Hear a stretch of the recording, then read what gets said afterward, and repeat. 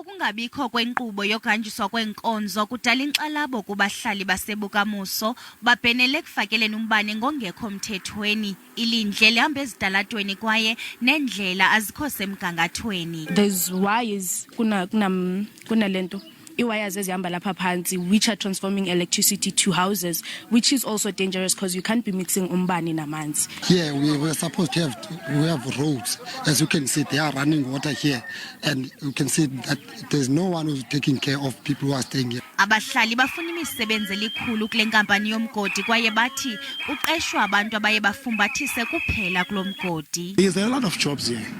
We have been promised for quite some time about Anglo. Anglo is always saying something that will engage us. There is this thing of email. It's the one that is supporting the community. Now today we came here and demanding the job in the companies that is working here. 100 job immediately.